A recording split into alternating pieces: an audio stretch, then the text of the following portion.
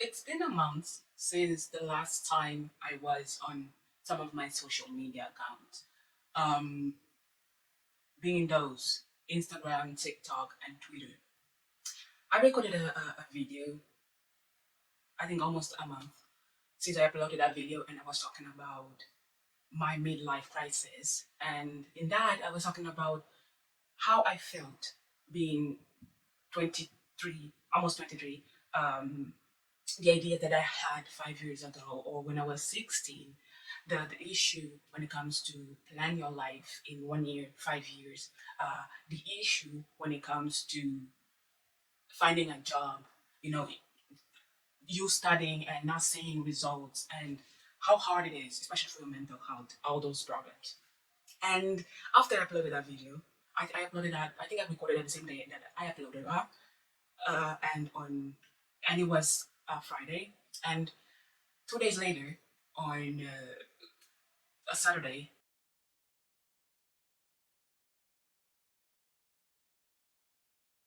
I think it was like 6 p.m. or something, I was reading a book like I normally do. I felt my head was heavy and it was empty at the same time. Not, it was so sudden. I was so scared because I wasn't understanding what was happening, and I was feeling a type of anxiety that I never felt.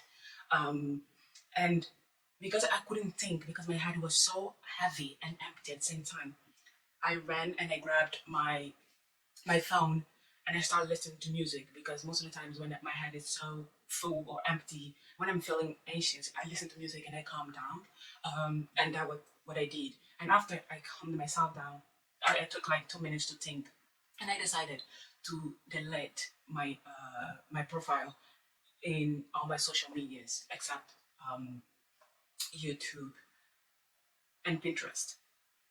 And the reason I decided to do that, it was because of the negative sides, the negative effects that it was evoking in my life.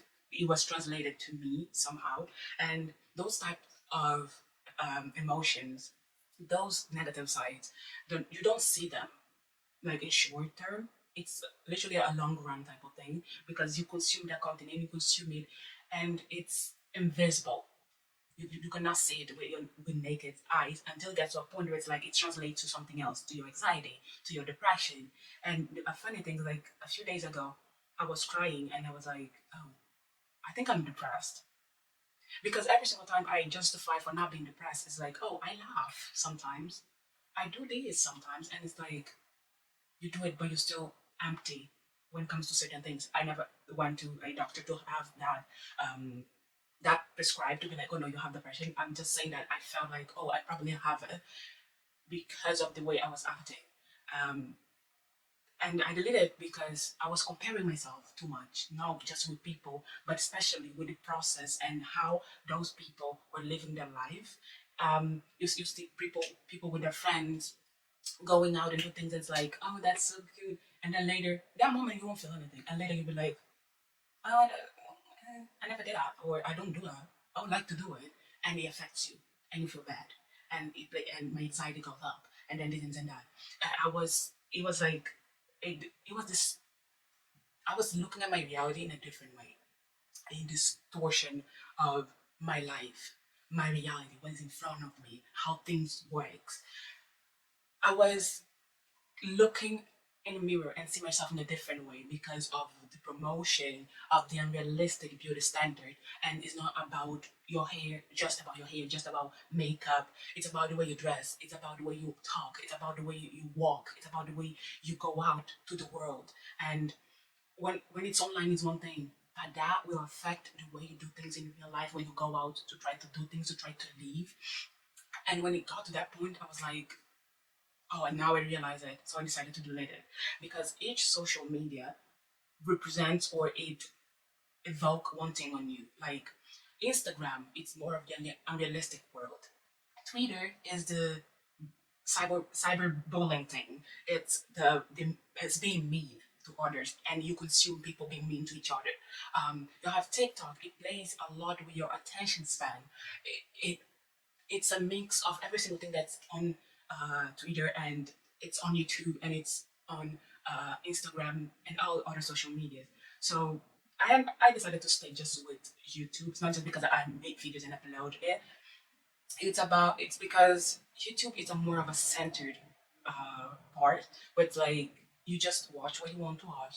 There is you can learn. You can be at the financial part of it, where you learn about finance and you learn about, I don't know, coding. You learn about these, and you can be at the book side of it. You can be at, I don't know, news side of YouTube. So it has a lot of things, and it's more centralized. The algorithm, it's more straightforward. And I was like, I feel good when I'm on Pinterest, on YouTube. But when I'm the others, it's just like I'm comparing myself too much. I'm doing this too much. And there is also one thing that I just learned, an expression with the name is FOMO, and it translates to fear of missing out. I didn't know about it. Now I feel what it is. It's you just feel like you're out of touch, and you, because you see everyone doing every single thing, and you are not doing it. You're just in your bed scrolling, watching people living their life. It's like, I'm not living, I'm not doing anything.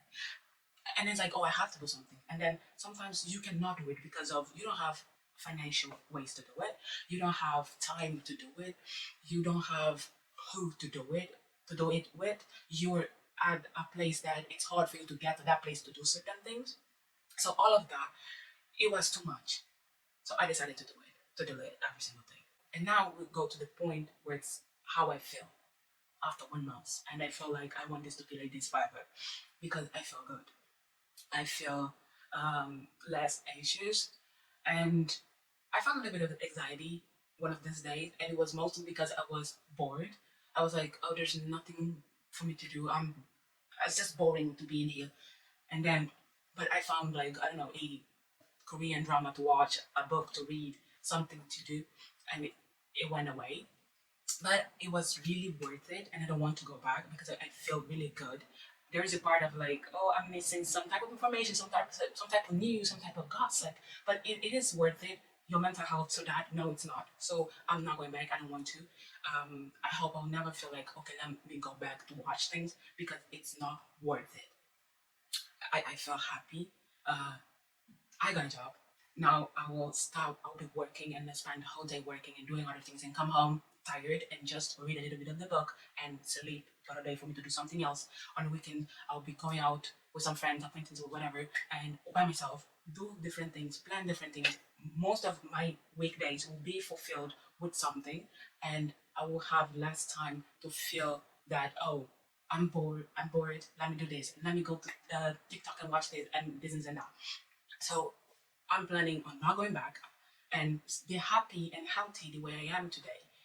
It's just 1 month, but I feel healthy as whole. And one thing that I would tell people is like, try it. You'll probably like it.